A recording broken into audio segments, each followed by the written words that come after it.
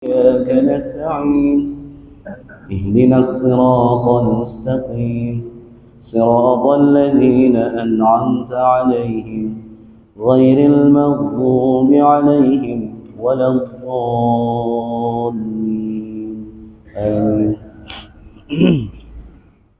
الحمد لله والصلاة والسلام على رسول الله أما بعد. قال رب اشرح لي صدري ويسر لي أمري واحلل عقدة من لساني يفقهوا قولي. قالوا سبحانك لا علم لنا إلا ما علمتنا إنك أنت العليم الحكيم. Bapak Ibu, adik-adik remaja Masjid Besar Al-Amin yang dimuliakan Allah Subhanahu wa taala. Semoga puasa yang sedang kita jalani menjadikan kita insan yang bertakwa. Amin ya rabbal alamin. Kembali kita melanjutkan tafsir Al-Amin min Kitabil Jalalain, yaitu pada surah Al-Humazah. Tapi sebelum kita kaji tafsirnya, kita talaki dulu dan selanjutnya akan disebutkan tentang hukum-hukum tajwid yang penting yang ada di dalam surah Al-Humazah. Baik, a'udzu billahi minasy syaithanir rajim.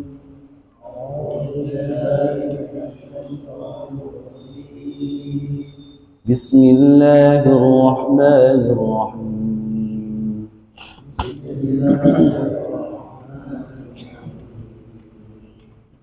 Wailul likulli humazatin lumazah.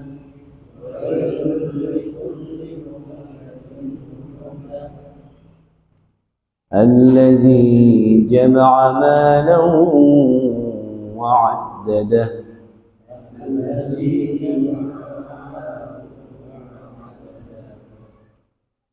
يحسب أن ماله أخلده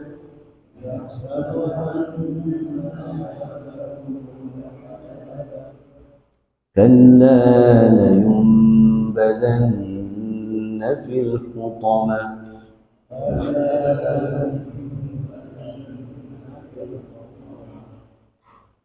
وما أدراك ما الحطمة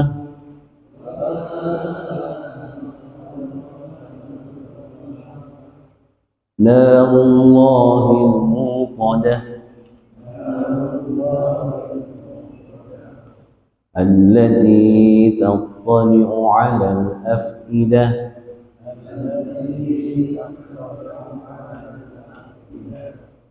إنها عليهم مؤصدة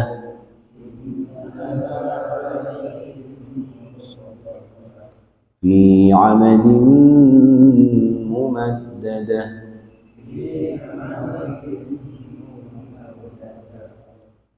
Baik, kita akan kaji dulu kandungan ilmu tajwid yang ada pada surah Al-Humazah. Di sini ada kalimat wailul likulli. Ada tanwin. Ini tanwin bertemu dengan lam. Maka ini disebut dengan idgham bila gunnah. Yang tadi bunyinya itu wailun, pakai nun sukun atau tanwin, bertemu dengan huruf lam, inilah yang disebut dengan idgham bila gunnah. Langsung suara tanwinnya itu digabung kepada lam, wailul. Tapi bila gunnah jangan sampai berdengung. Contoh wailul, nah, jangan sampai gitu. Satu ketukan saja. Wailul likulli humazatin lumazah. Itu ada dua hurufnya. Idgham bila gunnah itu lam dan ro. Jadi apabila ada tanwin atau nun sukun, nun mati bertemu dengan huruf lam dan ro, dia harus diidghamkan tapi jangan sampai berdengung.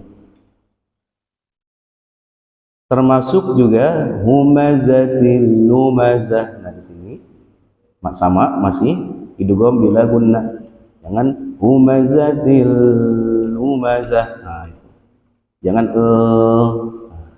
tapi satu ketukan humazatil lumazah. Nah, apabila dari ayat pertama disambung ke ayat kedua, di sini mengandung tanwin. Di sini mengandung tanwin ada. Jadi tanwin itu menyimpan huruf nun. Tanwin itu adalah menyimpan huruf nun sukun. Nah, bertemu dengan isim mausul yang disebut dengan alladzi. Kalau mau disambung, dia tidak bisa langsung. Karena kalau langsung itu ada yang hilang nun sukunnya itu. Contoh, wailul likulli humazatil lumazatil ladzi. Nah, tidak humazatil ladzi, tapi tanwinnya itu menyimpan huruf nun sukun yang kalau disambung kepada isim mausul atau hamzah dia berharokat kasroh. Dalam kaidah imla, idza hurrikatis sukun hurrika bil kasri. Apabila sukun itu mau diharokatkan, maka harokatkan dengan kasrah. Nah, jadi humazatil lumazatil ladzi jama'a malan wa 'addada. Jadi lumazatinil ladzi. Jadi jangan humazatil lumazatin alladzi, itu juga salah. Ya, kalau dibaca utuh. Gimana kalau dibacanya utuh? Wailul likulli humazatin lumazatin alladzi jama'a. Nah, itu nggak boleh juga. Ya, nggak boleh lumazatin alladzi. Harus diganti tanwinnya itu dengan nun sukun berharokat kasrah. Contoh lain yang sering kita baca itu pada surah Al-Ikhlas. Qul huwallahu ahadun lahus samad. Nah itu. Jadi tidak qul huwallahu ahadun allahus samad. Nah tidak, ya.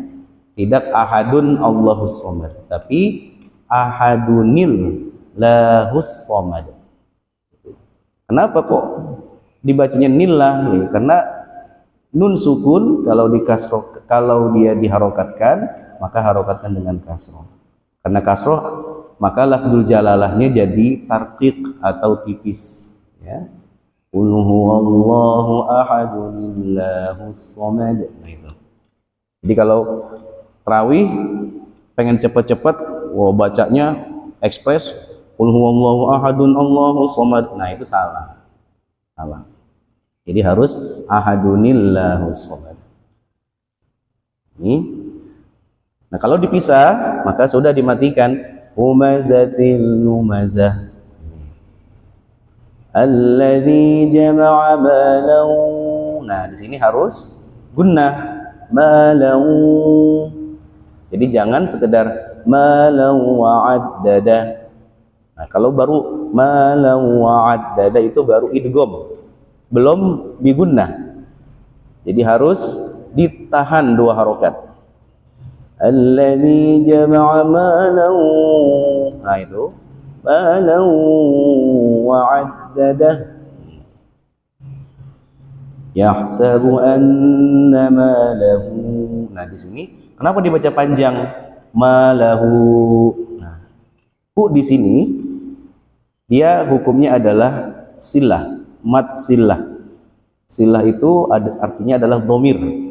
Domir atau dalam bahasa Indonesia namanya kata ganti, ya, kata ganti orang atau kata ganti benda yang goib.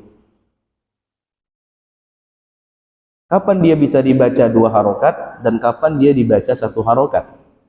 Kalau sebelum hu atau hi, ya, ada huruf yang berharokat hidup seperti ini, lamnya berharokat fathah atau dhammah atau kasroh, pokoknya berharokat hidup, maka hu atau hi domirnya itu dibacanya dua harokat panjang, namanya mat silah qasiroh.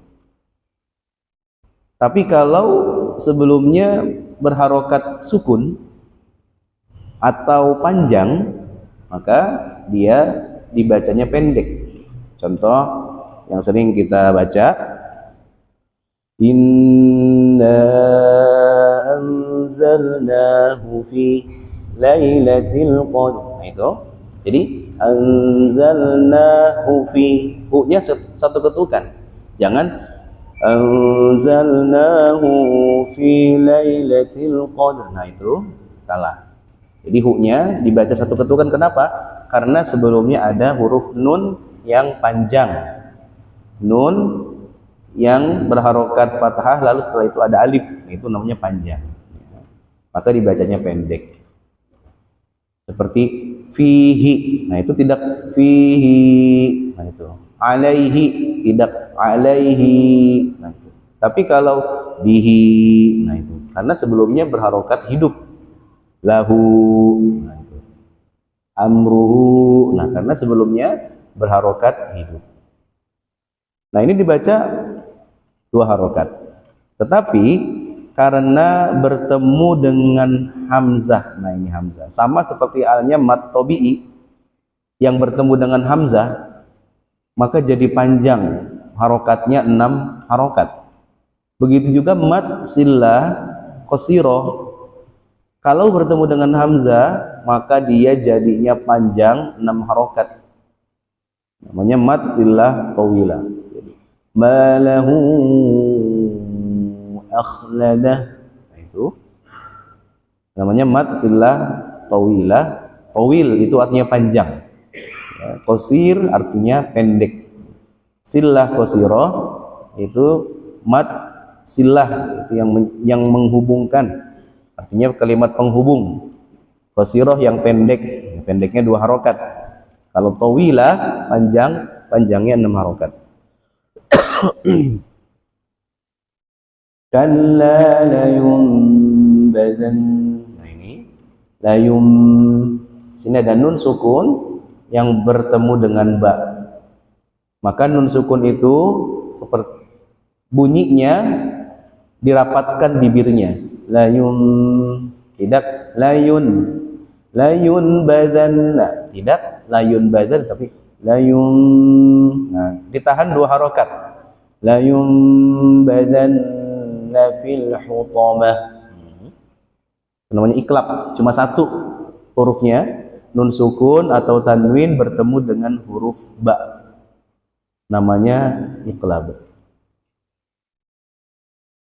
Lalu sini ada alaihim muqsadah, mim sukun bertemu dengan huruf mim, namanya mad, namanya idgham mutamatsilain. Idgham mutamatsilain bisa juga disebut idgham mimi, ya, idgham mimi, idgham misli. Jadi apabila ada huruf yang kembar, huruf yang sama hurufnya, sama makhrajnya, sama sifatnya, maka itu disebut dengan idgham mutamatsilain. Mim bertemu mim, idgham mutamatsilain. Ba bertemu ba, idgham mutamatsilain. Contoh, fadrib bi'asakal hajar. Nah, fadrib ketemu ba di situ, bi'asaka. Itu jadinya idgham mutamatsilain. Ba bertemu ba.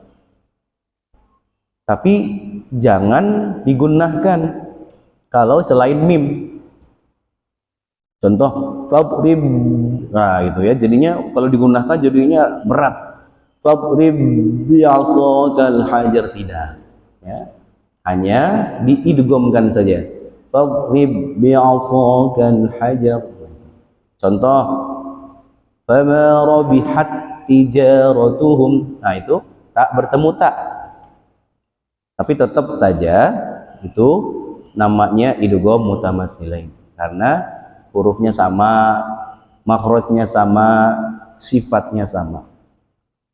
Ada nanti yang sifatnya beda, tak bertemu po, dia juga idgham. Wa qala ta'ifah, itu namanya idgham mutajanisain. Wala ana 'abidun ma abadtum, tidak abadtum. Nah, itu idgham mutajanissain. Jadi kalau mim bertemu mim namanya idgham mutamatsilain, tapi kalau tanwin bertemu mim namanya idgham bi gunnah fi 'amadin mumaddadah. Itu amadin, itu ditahan dua ketukan, dua harokat. Amadin mumaddadah. Baik, ini sekilas tentang ilmu tajwid yang mudah-mudahan ini dapat menambah ilmu kita tentang cara membaca Al-Quran, sehingga bacaan Al-Quran kita semakin baik, semakin fasih, dan kita semakin asyik untuk membaca Al-Quran. Apalagi bulan Ramadan, kita diharapkan untuk banyak-banyak membaca Al-Quran, karena nanti malam nuzul Quran ya, malam nuzul Quran, malam ini itu malam nuzul Quran. Syahrul Ramadan alladzi unzila fihi Al-Quran. Bulan Ramadan adalah bulan diturunkannya Al-Quran. Ya, sebabun nuzul dari surah Al-Humazah. Al-Humazah ini dia punya nama lain juga. Jadi terkadang surah itu punya nama 2 bahkan sampai 3 nama-nama surah itu.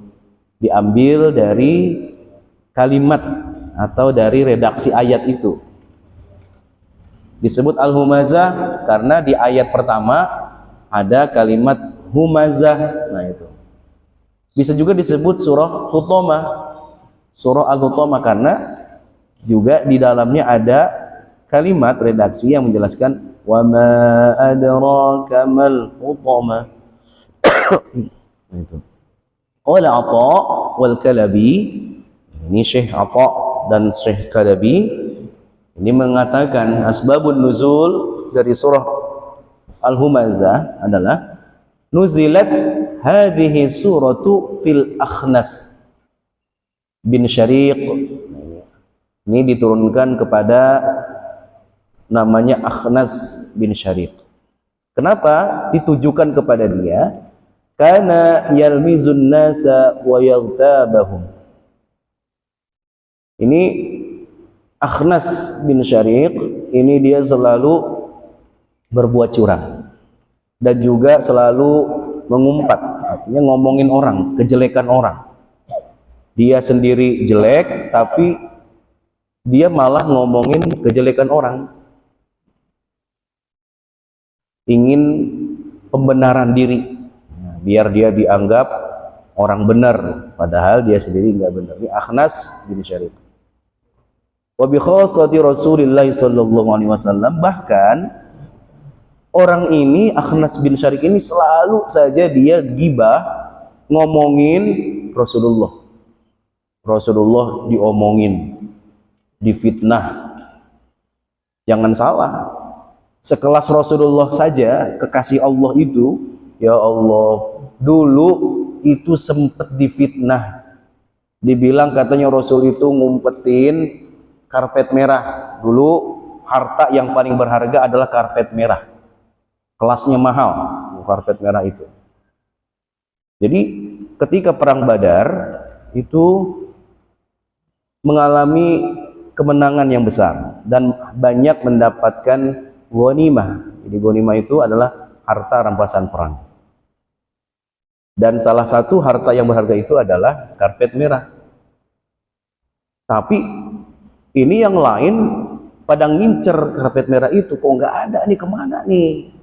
Akhirnya mereka mengatakan, paling-paling juga diumpetin. Paling-paling diumpetin tuh sama Rasulullah tuh, ya Allah. Sekelas Rasulullah masih saja dicurigain. Coba tuh. Akhirnya Allah turunkan ayatnya, wa ma kana linabiyyin ayyabul. Tidak mungkin bagi seorang nabi untuk berbuat curang, untuk ngumpetin harta agar dimiliki olehnya, tidak. Dan ternyata itu diamankan oleh sahabat yang lain, bukan oleh Rasulullah sallallahu alaihi wasallam.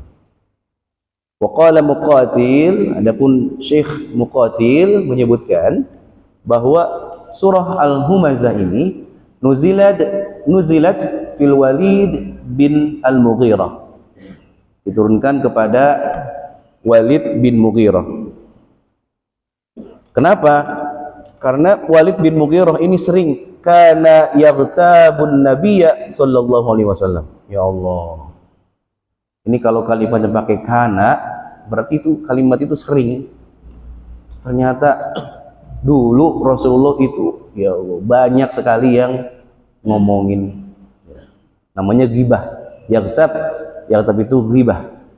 Ghibah itu ngomongin kejelekan orang lain gitu, yang itu bener gitu. Kamu suka ngutang ya gitu. Iya gitu. Itu diomongin sama dia. Kalau fitnah itu ngomongin tapi ternyata tidak benar. Jadi mereka bukan sekedar ghibah tapi juga fitnah kepada Rasulullah sallallahu alaihi wasallam. Jadi Walid bin Mughirah ini sering sekali ngomongin Rasulullah di saat Rasulullah itu tidak hadir di situ. Diomongin min waraihi, di belakangnya. Wa yat'anu fihi fi wajhihi. Tapi kalau sudah bertemu sama Rasul, beda lagi, seakan-akan dia itu senang sama Rasul. Nah, ini munafik. Ya. Walid bin Mughirah orang munafik, sama seperti halnya Abdullah bin Ubay bin Salul. Banyak orang-orang munafik pada saat dulu ingin cari muka. Kamu kerjaan apa? Saya kerjanya cari muka. Ternyata kameramen. Kameramen kerjanya gitu, cari muka orang, difotoin gitu kan. Iya. Jadi Walid bin Mughirah kalau Rasulullah tidak ada, ini ngomonginnya yang jelek-jelek. Tapi kalau pas ada Rasulullah, dia seakan-akan dekat sama Rasul, ngebagusin Rasul dan seterusnya. Orang munafik. Makanya sejarah dalam peperangan Rasulullah itu enggak pernah strategi perang Rasulullah itu kalah, tapi ada satu peperangan kalah telak. Strategi Rasul itu padahal sudah benar, tapi karena di situ di dalamnya ada Abdullah bin Ubay bin Salul yang tidak patuh kepada Nabi, padahal sudah diingatkan sama teman-temannya, kita kan nggak boleh tinggalin bukit ini. Kalau di bukit kita kan bisa ngelihat siapa yang ada di bawah itu. Kalau kita di sini terus, kapan kita bisa ngedapetin itu ghanimah, harta? Nanti kita nggak kebagian lagi tuh kemarin karpet merah waktu perang Badar tuh. Akhirnya pas turun sudah benar. Disitulah mereka udah ngumpet. Ya, ini dikalahkanlah pasukan kaum muslimin pada saat itu sampai Hamzah itu dipanah oleh Wahsy, ditombak oleh Wahsy, budaknya dari Hindun, ya.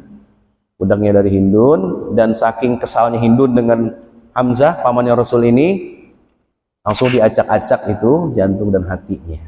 Masya Allah. Sampai disebutkan dalam riwayat saking kesalnya.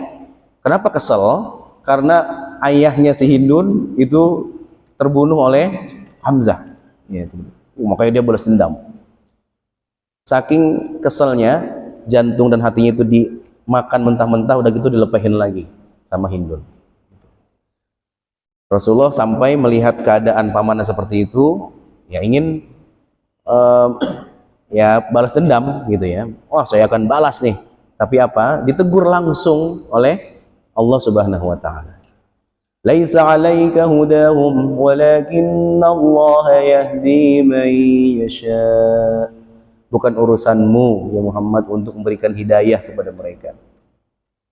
Ternyata Hindun dan juga budaknya ini Wahsy, akhirnya mereka menyatakan ikrar 2 kalimat syahadat. Masya Allah, ya, mendapatkan hidayah.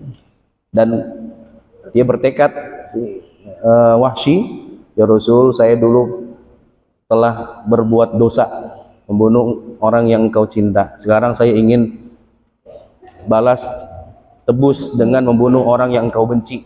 Siapa? Musailamah al-Kadzab. Siapa itu Musailamah al-Kadzab? Orang yang ngaku nabi palsu. Ini nabi palsu dari dulu juga udah ada. Ngaku-ngaku nabi. Musailamah al-Kadzab. Wa qala Muhammad bin Ishaq sahibus sirah. Adapun pendapat dari Syekh Muhammad bin Ishaq, ma zilna nasma'u anna hadhihi surah nuzilat fi Umayyah bin Khalaf. Nah, ini ada juga yang menyebutkan bahwa ayat ini diturunkan kepada Umayyah bin Khalaf. Umayyah bin Khalaf. Sama, mereka ini adalah orang-orang munafik yang di hadapan Rasul bermuka manis, seakan-akan senang sama Rasul, tapi kalau di belakang udah beda lagi, ngomongin kejelekan.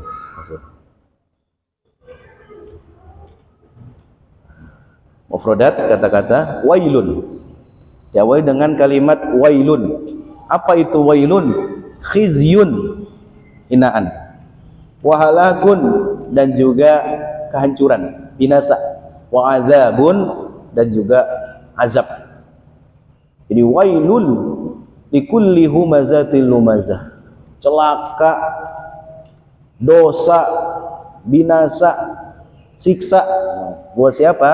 Buat orang-orang yang humazatil lumazah, selalu saja mengumpat, ghibah, termasuk fitnah, dan juga menimbun-nimbun harta.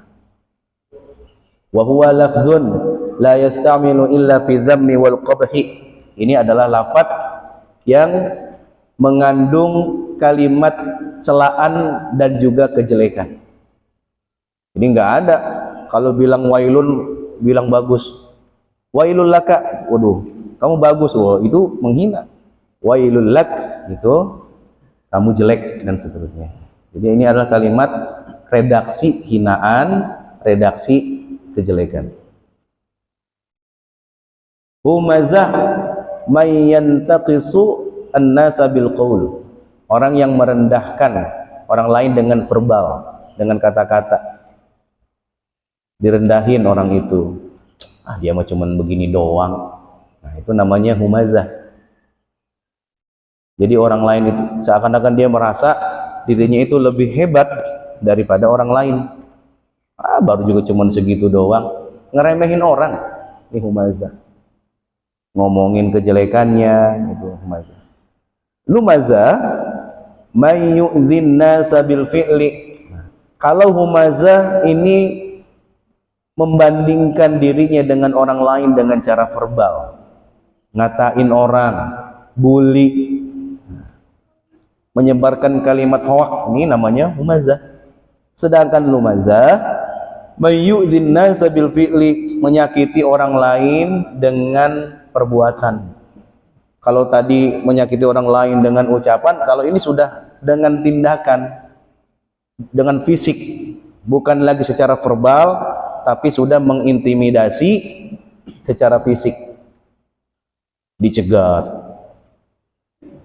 Tuh, coba tuh, pukulin. Nah, itu namanya lumazah, menyakiti orang lain secara fisik.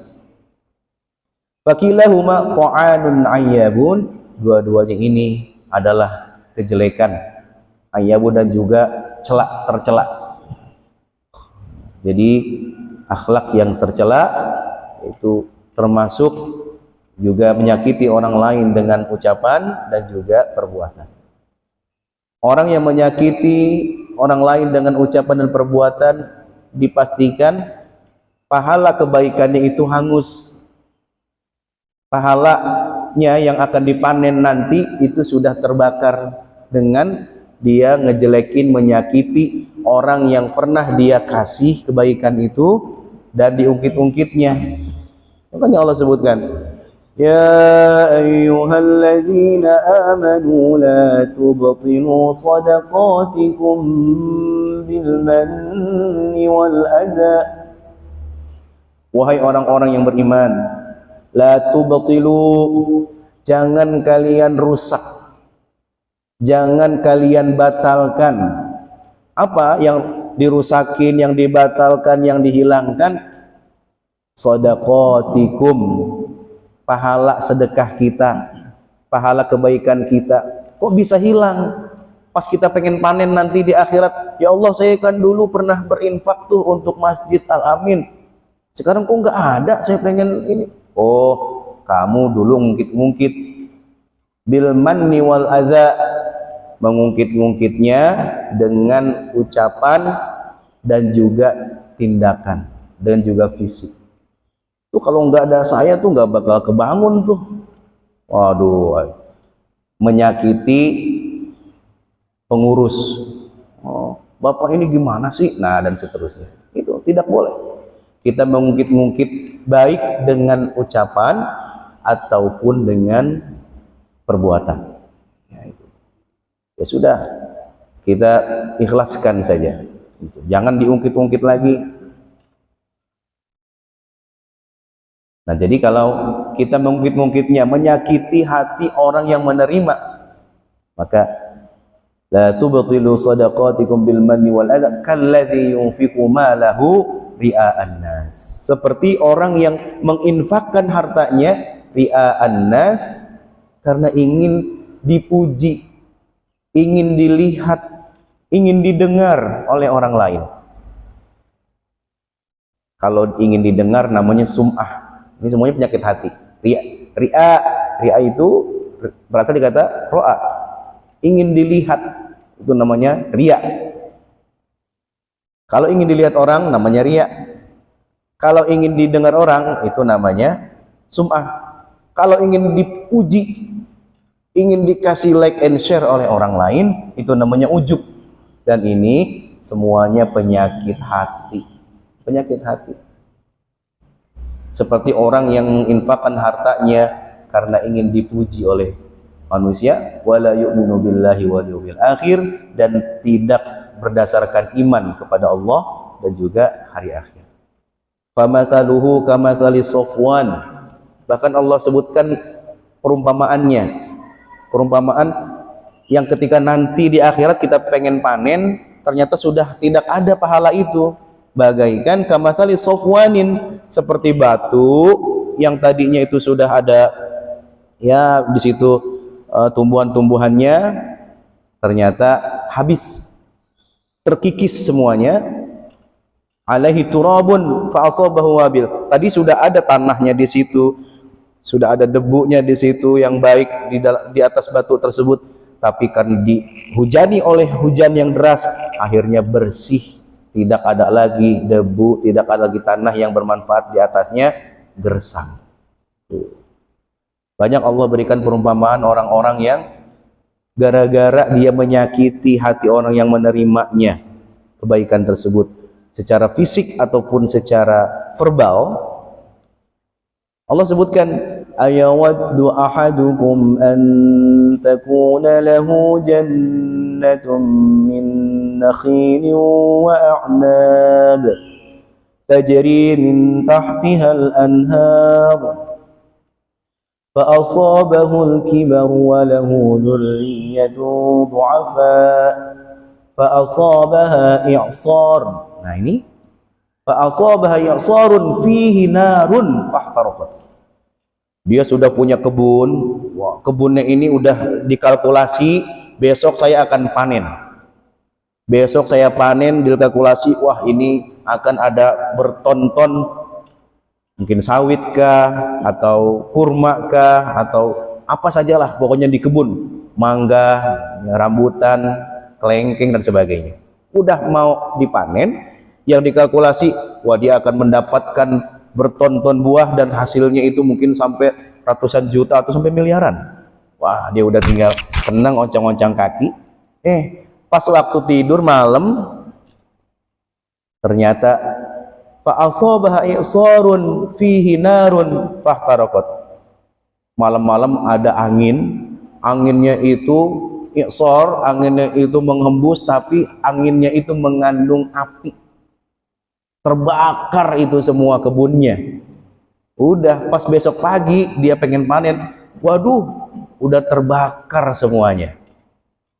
Tinggal gigit jari, stres dia. Itu gambaran nanti pahala yang akan kita panen di akhirat. Ternyata udah kita pede-pede pengen mengandalkan sedekah kita, ternyata sudah habis terbakar gara-gara kita menyebut-nyebutnya dan menyakiti hati orang yang menerima. Inilah humazatil lumazah, orang yang meremehkan orang lain, merendahkan orang lain dengan verbal dan menyakiti orang lain dengan fisik.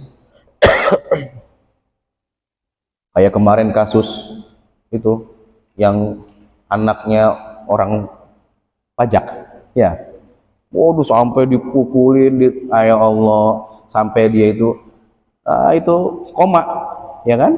Nah itu, tapi akhirnya terungkap tuh dari situ, wah ini anak-anak pejabat-pejabat ini nih, akhirnya bapaknya dipecat juga tuh dari pajak itu. Ketahuan akhirnya. Kenapa? Ya karena menyakiti orang dengan fisik, udah gitu.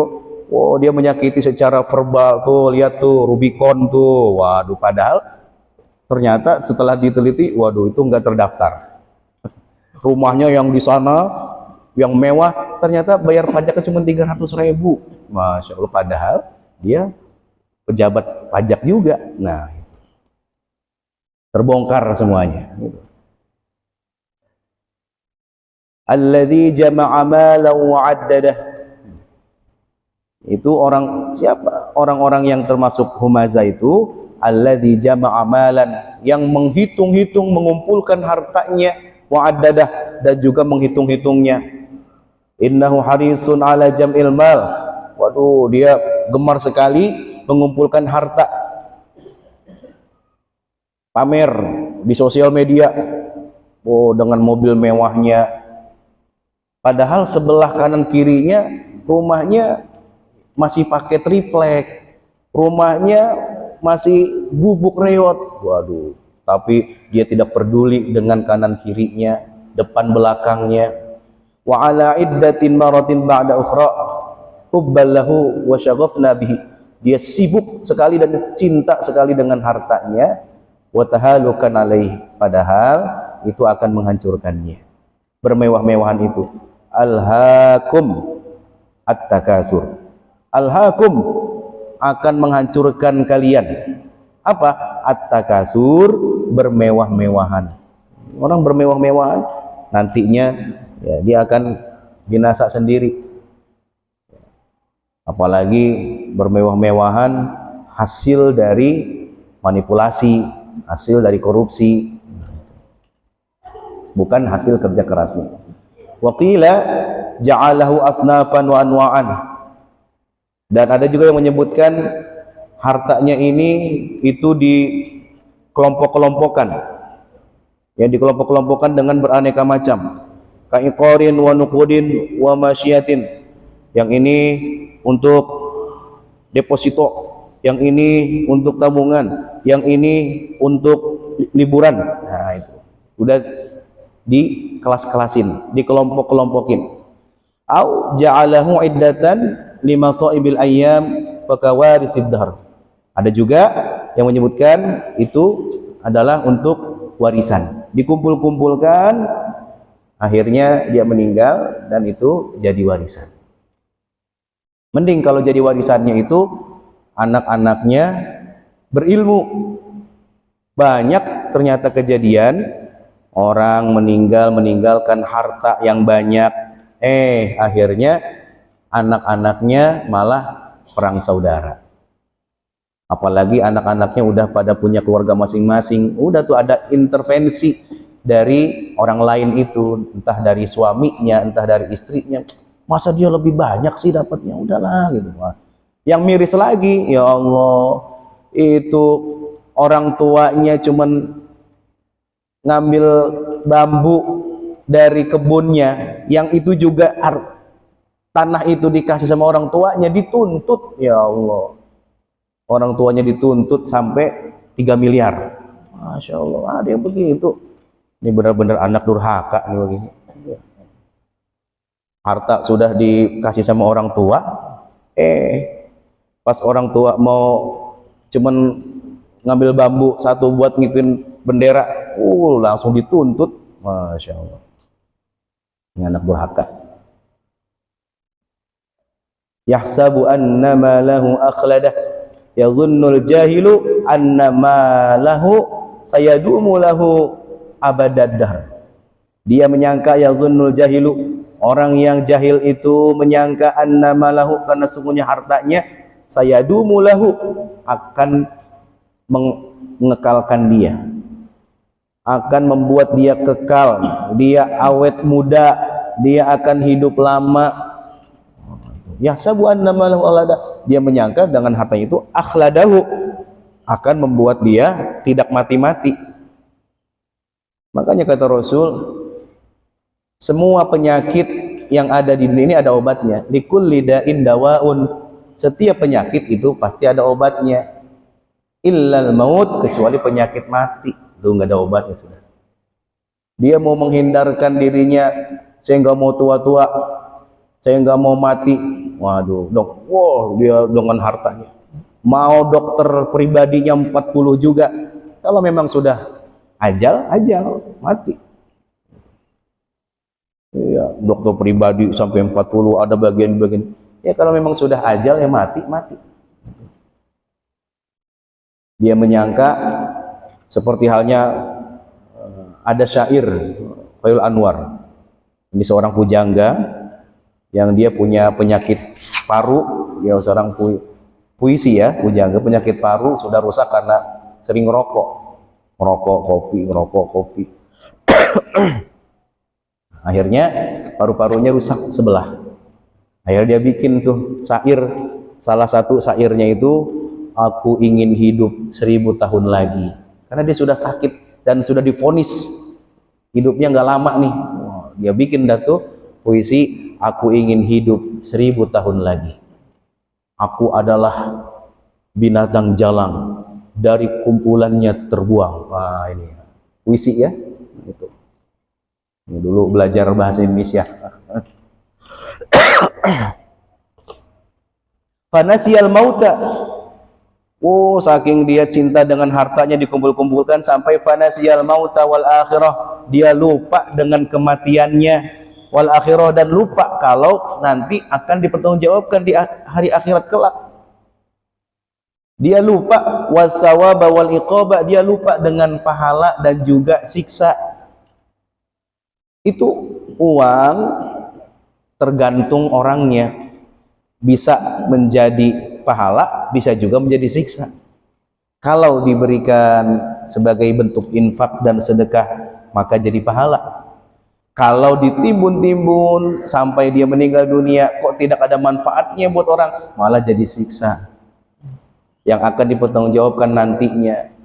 Makanya tentang harta pertanyaannya 2. Kalau yang lain cuma 1, pertanyaan harta itu 2. Dalam hadis Rasulullah menyebutkan, la yazalu qadam ibni Adam hatta yus'al an arba'. Tidak akan bisa lari kaki seorang hamba dari hadapan Allah nanti di hari kiamat kelak sebelum dia mempertanggungjawabkan 4 perkara. Yang pertama, an umrihi fima afnah. Yang pertama ditanya tentang umurnya. Kamu umur dikasih sampai 100 tahun, dikasih umur sampai 150 tahun, kok kalah amalnya sama yang umurnya cuma 20 tahun, 30 tahun. Kemana sholat kamu ini? Tentang umurnya akan ditanya. Dipakai buat apa itu umur panjang? Kok enggak ada kebaikannya? Kan kalau umur itu identik dengan makmur. Makanya umrun itu berasal dari kata umrun, berkembang menjadi kata makmurun. Jadi umur itu harus makmur. Umur itu harus diisi dengan berbuat kebaikan. Ada seorang kakek bertemu dengan seorang gadis. Kakek umurnya berapa? Saya umur 17 tahun. Aduh, kakek ini caledak. Caledak apa bahasa awet? Caledak. Genit, caledak. Kok kakek bukan umur 71 tahun, kok dibalik jadi 17 tahun? Iya, karena saya baru insaf. Saya baru taubat. Saya baru sadar dan berbuat kebaikan, sering jamaah ke masjid, baru 17 tahun. Nah, itu umur. Dulu-dulunya, waduh, saya jauh dari masjid, saya nggak pernah ngaji. Nah, itu umur yang sia-sia atau umur yang tidak berkah. Umur identik dengan makmur. Yang kedua yang akan ditanya nanti adalah wa an syababihi fi ma abqa, tentang masa mudanya ketika dia masih kuat. Buat apa itu masa mudanya itu? Apakah untuk berbuat kebaikan atau malah justru buat nakut-nakutin orang? Oh, dia ikut fitness sampai itu bertelur di sini ya. Waduh, tapi buat nakut-nakutin orang. Ngangkat beban barbel sampai 50 kilo. Wow, dia kuat.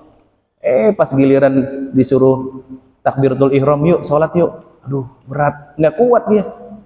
Ngangkat tangan tanpa beban, takbiratul ihram kan ngangkat tangan juga tuh. Allah, ini nggak pakai beban, tapi berat. Gitu. Tapi ngangkat barbel kuat, ngangkat tangan tanpa beban, takbiratul ihram nggak kuat, nggak pernah sholat. Ke masjid, padahal cuma 5 langkah, nggak kuat. Tapi kalau ke mall, waduh, lari maraton, wah kuat. Tapi ke masjid, aduh, jauh kayaknya masjid. Nah itu masa muda, ketika masih muda, masih sehat. Buat apa itu masih sehat itu digunakan? Nah yang ketiga tentang harta, wa an malihi. Nah kalau yang lain tadi ditanya cuma satu, umur, masa muda, harta ditanya 2. Wa an malihi min aina iktasabahu wa fima anfaqahu, tentang harta, dari mana harta itu didapatkan dan kemana harta itu didistribusikan. Itu 2 tentang harta itu. Kalau didapatkan dari hasil jerih payah, banting tulang, kerja keras, peras keringat diperes-peresin, banting tulang, tulang dibanting-bantingin, waduh. Dan dia mendapatkan uang dari kerja kerasnya, maka itu halal. Tapi kalau dia ngebohongin orang, ayo daftar umroh sama saya, udah banyak yang bayar umrohnya, ada sampai 40 juta, uangnya dipakai buat jalan-jalan, dipakai buat liburan, enggak disetorkan. Pas dia mau tanya, Pak, saya kapan berangkatnya? Waduh, tunggu dulu. Waduh, uangnya udah habis. Nah itu udah habis dipakai jalan-jalan. Kayak kasusnya first travel tuh, ya kan? Kasus first travel itu, waduh, banyak. Dia biar orang pada percaya, dia tinggal nyewa artis. Artis-artis paling berapa sih dibayarin artis? Dikasih gratis, tapi uangnya dari situ-situ juga. Bayarin artis paling kasih aja, dia kasih gratis, kasih hotel yang mewah, biar orang-orang pada percaya. Akhirnya setelah orang banyak yang itu, oh enak nih sama ini nih travel ini nih, ininya artis, waduh, uangnya dari sini juga udah habis, dia pakai jalan-jalan ke luar negeri, akhirnya kasus, ditutup itu first travel. Begitu juga Abu Travel dan masih banyak lagi. Walam yu'addi zakatal hadzal mal, hartanya itu tidak pernah didistribusikan, tidak pernah dibayarkan zakatnya. Padahal dari harta kita ada milik orang lain. Ada milik orang lain yang mereka punya hak di situ. Kalau ibaratnya harta itu seperti kotoran. Kalau kita makan, maka kotoran itu akan menyumbat seperti pipa yang apabila itu sudah tersumbat dengan rambut, tersumbat dengan plastik-plastik sasetan sampo, ya udah lama-lama akhirnya akan mampet, jadi penyakit. Begitu juga kita, yang harusnya itu dikeluarkan, itu kotoran, malah dimakan sama dia sendirian. Ya sudah, akhirnya lama-lama jadi penyakit. Yang tadinya itu mulai dari penyakit rohani, penyakit hati, pelit, kikir, akhirnya sampai ke otak, dan akhirnya sampai ke jasmaninya, fisiknya. Jadi dia sakit fisiknya gara-gara pelit hatinya. Buat apa dia dikasih? Keenakan dong kalau dikasih. Kalau saya yang kerja keras, masa dia dapat? Nah, ini penyakit hati. Ya udah, akhirnya lama-lama mengendap dalam hatinya menjadi penyakit. Seperti halnya pipa tadi yang apabila kotoran semakin menyumbat, ya sudah, jadinya seret, itu air tidak bisa keluar.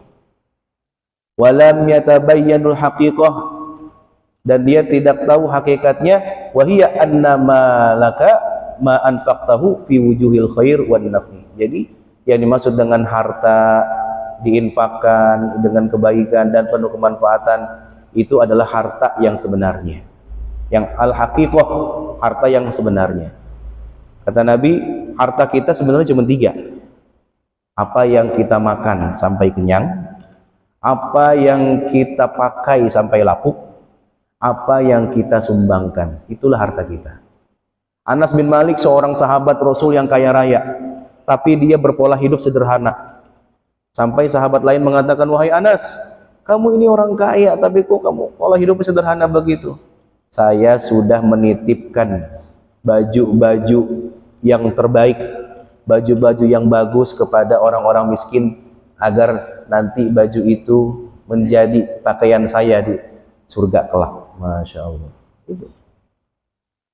Rasulullah pernah bertanya kepada istrinya Aisyah, ketika sudah menyembelih kambing terus dibagi kepada sahabat-sahabat, semua pada makan kenyang, Aisyah apa yang kita tinggal, karena dia tahu Aisyah itu Rasulullah sukanya makan paha kambing. Itu saya tinggalkan ini ya Rasul, itu paha kambing ini. Oh, itu mah bukan rezeki kita. Rezeki kita itu yang tadi dimakan oleh sahabat-sahabat itu, itulah rezeki kita. Kalau yang ini mah ya cuman kemakan doang, ya sudah, akhirnya jadi tenaga, udah. Tapi yang rezeki sebenarnya itu yang dimakan oleh sahabat-sahabat sedekah itu, itulah rezeki yang sebenarnya. Wa ri'ayatul fuqara wal muhtajin, dan memberikan harta itu haknya kepada orang-orang fakir, kepada orang-orang yang membutuhkan, termasuk zakat kita nanti, zakat mal, zakat fitrah. Bedanya zakat fitrah dengan zakat mal, kalau zakat fitrah itu siapapun harus bayar, ya harus membayarkan zakat fitrahnya meskipun dia baru lahir. Kita punya anak baru lahir pas di akhir Ramadan, ya akhir Ramadan baru lahiran, ya kalau misalnya besok tanggal 21 misalnya, ya kalau 21 tanggal 20 lahiran, nah udah itu dibayarkan tuh anak bayi itu zakat fitrahnya. Tapi kalau yang lahir sudah takbiran, sudah 1 Syawal, kan dimulainya maghrib, kita takbiran itu sudah masuk 1 Syawal, baru lahir pas takbiran itu sudah masuk 1 Syawal, maka dia tidak dibayarkan zakatnya. Tapi kalau masih sebelum takbiran, nah itu 10 menit aja sebelum takbiran itu masih hitungannya di bulan Ramadan, ya masih Ramadan, maka dia wajib dibayarkan. Sempat bernafas tapi meninggal, tetap harus dibayarkan zakat fitrahnya. Zakat fitrah itu ya cuma berapa, 2,5 kilogram. Kalau diuangkan ya sesuai dengan keputusan Kemenak Bontang itu 61.000 rupiah. Itu beras yang sudah lumayan. Kalau yang agak mahal lagi, kita misalnya yang kita makan berasnya itu 1 liter yang 20.000, ya tinggal dikalikan saja. Jangan beli yang kita makan 1 liter itu 20.000, pas kita pengen bayar zakat fitrah pakai yang 10.000. Nah ini yang kita ini salah, nggak boleh. Faman tatawwa'a khairan fahuwa khairul lah. Maka barang siapa yang memberikan lebih dari apa yang sudah ditargetkan, dikadarkan, fahuwa khairul lah, maka itu lebih baik untuknya. Saya biasanya sih makan yang 10.000, tapi kalau untuk zakat fitrah saya yang 15.000 deh. Nah itu lebih bagus. Wa ni'mal mali shalih lirrajuli shalih, dan sebaik-baiknya harta itu adalah harta yang dipegang oleh orang yang soleh. Amma ma tatruku fid dunya wa lam takun uddiyat haqqullah fihi malun warzaq. Adapun kalau misalnya itu tidak dikeluarkan haknya, hak Allah ya seperti bayar zakat fitrah, zakat mal. Jadi mal itu harta yang kita bayarkan kalau sudah 1 tahun mengendap 1 tahun nggak kepake jadi investasi, maka harus dikeluarkan zakat malnya.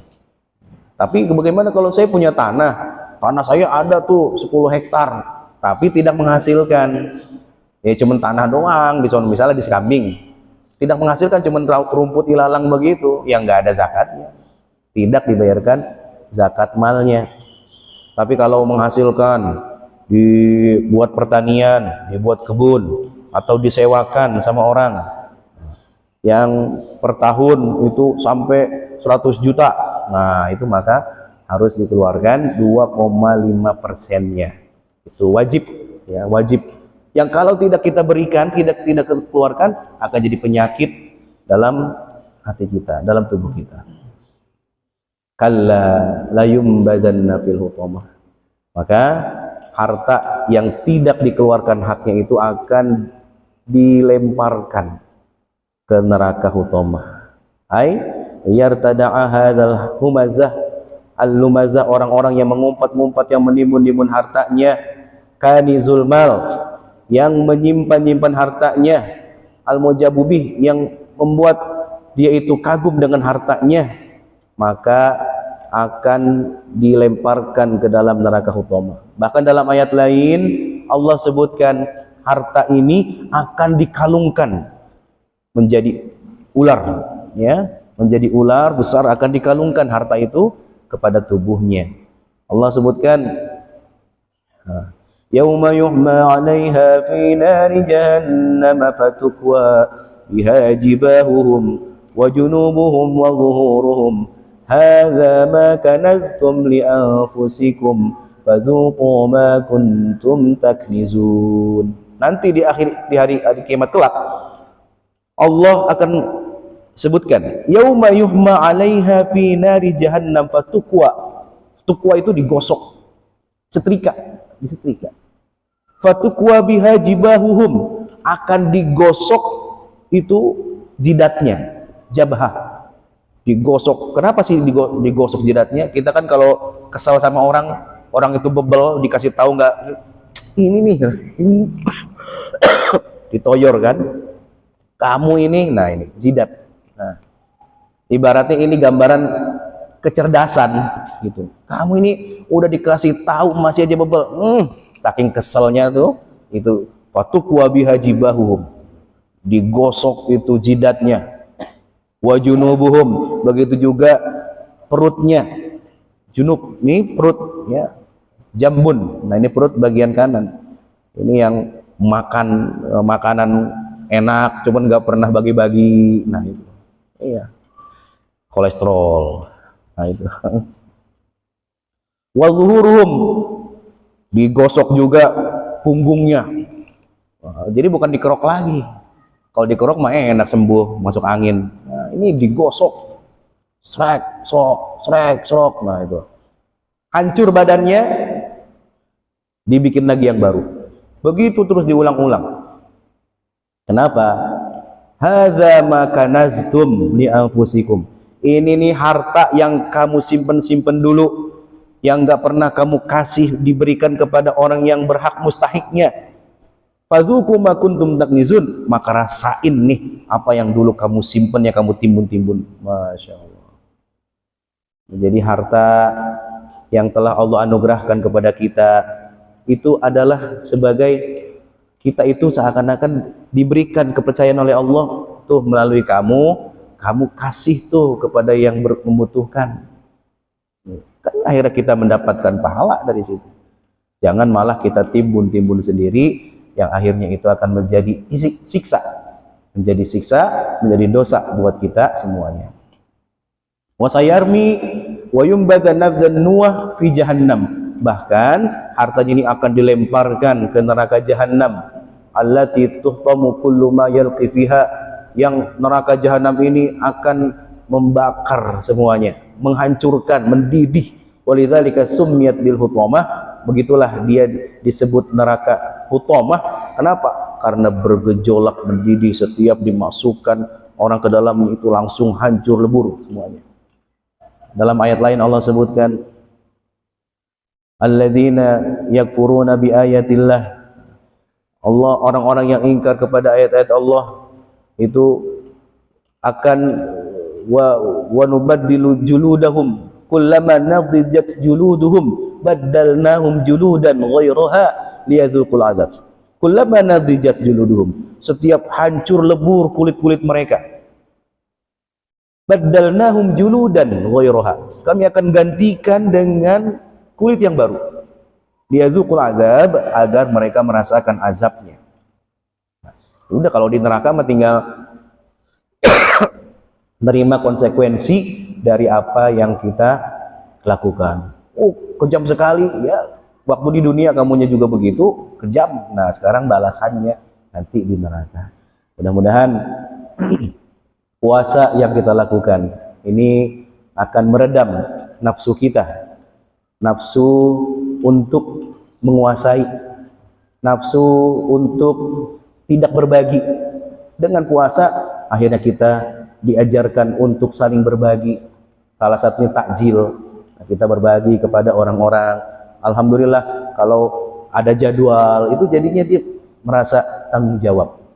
Kita diajarkan dengan puasa ini agar kita perhatian kepada orang lain, tidak menjadi humazatil humazah, tidak menjadi orang-orang yang menimbun-nimbun hartanya, yang tidak mau berbagi kepada orang lain. Dan mudah-mudahan dengan puasa kita dijadikan orang-orang yang dermawan. Rasulullah adalah orang yang paling dermawan. Di bulan yang lain Rasulullah dermawan, apalagi di bulan puasa lebih dermawan lagi Rasulullah Shallallahu Alaihi Wasallam. Rasulullah pernah dikasih baju terbaik, baju terbagus oleh sahabat pada saat itu. Karena sahabat pada saat itu ada tukang jahit yang paling ternama. Tapi kalau untuk sedekah, untuk zakat Rasulullah nggak boleh nerima. Tapi kalau hadiah Rasulullah terima. Ketika dipakai gamis itu, jubah itu, waduh bagus, namanya juga ya, penjahit yang ternama, bagus.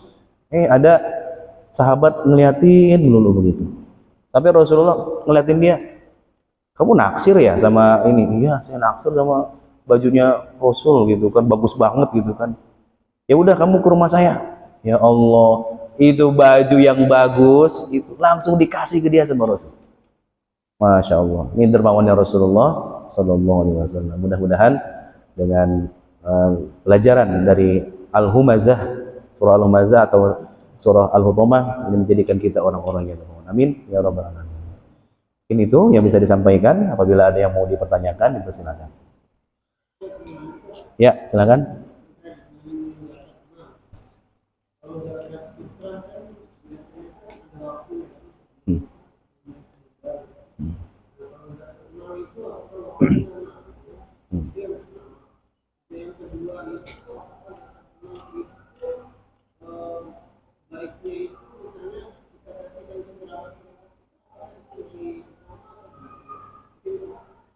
Ya, baik. Kalau zakat fitrah itu waktunya ketika bulan Ramadan terakhir itu sampai 1 Syawal, sebelum khotib naik di atas mimbar pada sholat Idul Fitri. Makanya kita ini sudah budaya kita tuh kalau itu suka diakhirkan, bayar itu ditunda-tunda, antara aja dah belum terakhir. Akhirnya yang repot panitia pembagian zakat.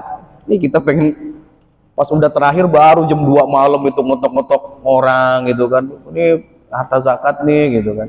Nah, bagusnya ya memang dari awal-awal Ramadan itu dia udah bayar zakat sudah nggak apa-apa. Jadi biar memudahkan panitia zakat nanti ya di 5 hari lah sebelum Idul Fitri itu sudah didistribusikan gitu. Itu yang tapi ya untuk merubah budaya itu kan sulit juga ya, kebiasaan kita kadang-kadang suka ntar aja kita suka begitu. Zakat fitrah itu maksimal itu sampai takbiran tadi ya. Kalau sudah Idul Fitri, sholat Idul Fitri, khotib sudah dia lupa, aduh saya belum bayar zakat fitrah, maka dia sudah hitungannya sudah berdosa. Kenapa? Karena itu kewajiban. Tapi ya hitungannya dia ngasih ya sedekah gitu ya, sedekah aja gitu. Tapi saya lupa, ya kan waktu dari awal udah diingetin mulu dari awal Ramadan gitu, kenapa nggak bayar-bayar gitu kan? Gitu. Karena kelalaian. Nah, kalau zakat mal ini dia waktunya bisa kapan saja, tergantung haul ya, hitungan 1 tahun. Jadi zakat mal itu syaratnya adalah yang pertama milkut tam. Milkut tam itu milik sempurna, bukan hasil merger ya, kerjasama. Yang kedua itu sudah 1 haul, sudah 1 tahun umurnya. Yang ketiga itu sudah mencapai nisab. Nah, nisabnya itu 85 gram emas. Kalau 85 gram emas ya berarti kalau 1 gram 100.000, 1 juta sekarang ya? Oh iya, 1 juta. Jadi kalau dia sudah mencapai uang yang mengendap di tabungannya, ya di tabungannya itu sudah 85 juta, apalagi sampai 100 juta, itu sudah mencapai nisab, ya sudah mencapai nisab dan sudah 1 tahun mengendap dari mulai Januari sampai Desember, 1 tahun sudah, maka itu wajib dikeluarkan 2,5%-nya. Nah itu, ya termasuk aset-aset, ya aset-aset milik kita, kontrakan, ya, termasuk juga mungkin yang punya apa, yang punya investasi lain ya dalam bentuk apa begitu, saham dan sebagainya. Nah itu kalau sudah melebihi dari 85 gram emas atau gampangnya 85 juta deh gitu ya, maka wajib dikeluarkan 2,5%. Itu harus dikeluarkan.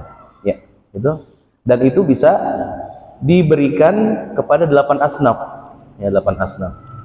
Nah, jadi tidak boleh diberikan kepada kerabat, saudara, orang tua.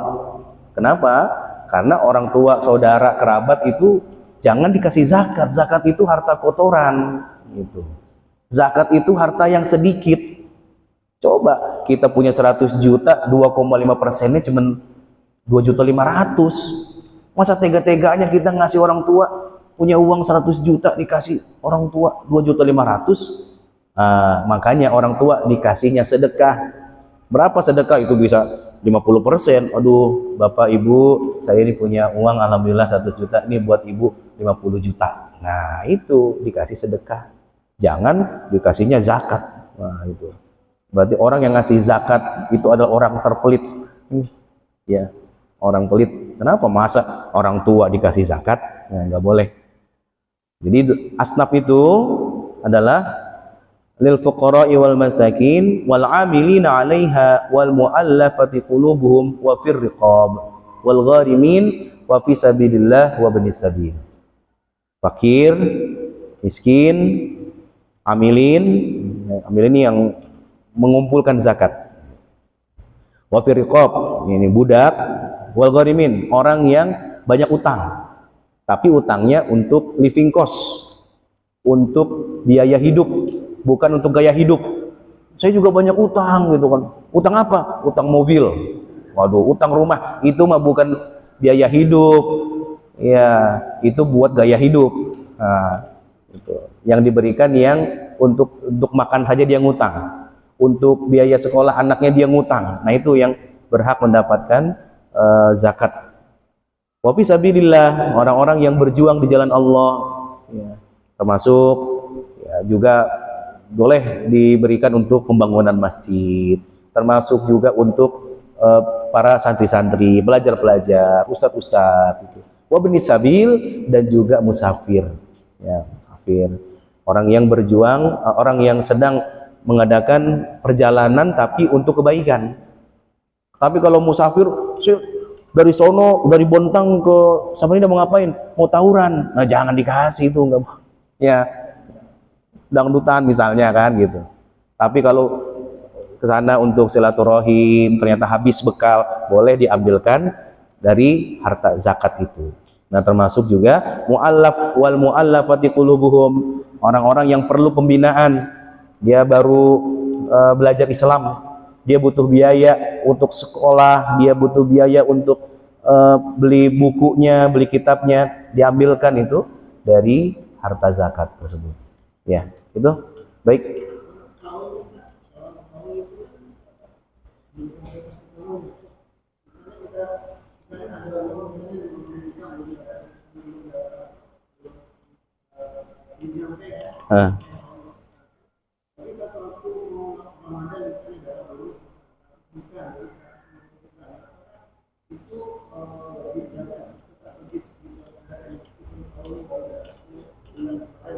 Ya, jadi haul itu dihitung dari harta yang lama. Tuh. Jadi ini udah mengendap selama 10 bulan, 50 juta. Ternyata dapat bonus 50 juta. Itu jadi 100 nih. Maka hitungannya jadi 100. Nah, itu hitungannya bukan, oh ini baru 2 bulan kok. Itu belum. Nah, hitungannya dari harta yang lama. Dari harta yang lama. Nah, jadi 50 plus dapat itu 50, 100. Nah, ini berarti sudah masuk nisab. Ya, sudah masuk nisab dan hitungan haulnya dari harta yang lama tadi. Gitu. Hitungannya dari kadar yang lamanya, gitu. Bukan ini baru 2 bulan nih, gitu kan. Wah, itu ngakal-ngakalin namanya. Ngakal-ngakalin biar dia nggak bayar zakat. Orang yang ngakal-ngakalin sama Allah, ntar juga akan diakal-akalin sama Allah, gitu. Jadi kita mah kalau untuk kewajiban jangan main akal-akalan. Oh, ini wajib nih, udah kita harus sadar diri. Pasti Allah akan ganti semuanya. Kita yakin itu. Wa ma anfaqtum min syai'in fahuwa yukhlifu. Apapun yang kamu keluarkan karena suatu ketaatan, min syai'in fahuwa yukhlifu, Allah akan ganti dengan caranya Allah. Gak apa-apa. Wah, udah nih saya udah 1 juta harus keluarkan gitu. Jangan dihitung baru 2 bulannya. Hitung, wah ini udah masuk 1, udah masuk nisab. Maka nanti Allah akan ganti dengan caranya Allah. Nggak usah khawatir gitu. Nggak usah khawatir. Kalau kita hitung-hitungan, Allah juga nanti akan hitung-hitungan gitu. Tapi kalau kita jor-joran, tapi jor-jorannya bukan foya-foya, bukan mubazir. Jor-joran itu dalam hal membantu orang lain, Allah juga akan jor-joran sama kita. Ya. Apa yang kita inginkan langsung diberi sama Allah. Itu. Ya. Dan memang itu perlu keyakinan yang kuat. Abu Bakar As-Siddiq coba. Abu Bakar, kamu mau memberikan apa buat mujahid fisabilillah, kata Rasul? Kullu. Kamu enggak ini buat keluargamu ya Abu Bakar? Taraktu fihim Allah wa rasulah. Aku tinggalkan untuk keluargaku Allah dan Rasulnya. Semua hartanya Abu Bakar itu diberikan buat mujahid fisabilillah. Tapi nggak ada tuh kita baca sejarahnya Abu Bakar jatuh miskin, bangkrut, malah yang ada malah justru tambah kaya. Abu Bakar. Umar bin Khattab setengah dari hartanya dikasih. Nah itu. Jadi harus yakin gitu. Harus yakin dengan wa ma anfaqtum, dan memang harus kita yakin ini Al-Qur'an yang berbicara. Firman Allah. Apapun yang kita keluarkan dalam rangka ketaatan, maka Allah akan ganti dengan caranya Allah. Kalau Allah sudah berjanji ganti dengan caranya Allah, nggak bisa kita pikir dengan logika. Iya, bisa jadi pas kesini dapat tender ini, ada ini dapat tender ini, macam-macam sudah. Baik, ya itu. Baik, kita tutup dengan doa. A'udzubillahi minasyaitonirrajim. Bismillahirrahmanirrahim. Alhamdulillahirabbil alamin. Hamdan yuwafi ni'amahu wa yukafi mazidah. Ya Rabbana lakal hamdu kama yanbaghi li jalalika wa wajhikal karim wa 'azimi sultanik. Rabbana zalamna anfusana wa illam taghfir lana wa tarhamna lanakunanna minal khasirin. Rabbana hab lana min azwajina wa dhurriyyatina qurrata a'yun waj'alna lil muttaqina imama. Rabbana taqabbal minna salatana wa siyamana wa qiyamana wa ruku'ana wa sujudana wa tadarru'ana wa takhashu'ana wa ta'abbudana wa tamit taqsirana ya Allah ya Rabbal alamin. Rabbana atina fid dunya hasanah wa fil akhirati hasanah wa qina adzaban nar. Subhana rabbika rabbil izzati amma yasifun wa salamun alal mursalin walhamdulillahi rabbil alamin. Terima kasih dan akhirnya wassalamualaikum warahmatullahi wabarakatuh.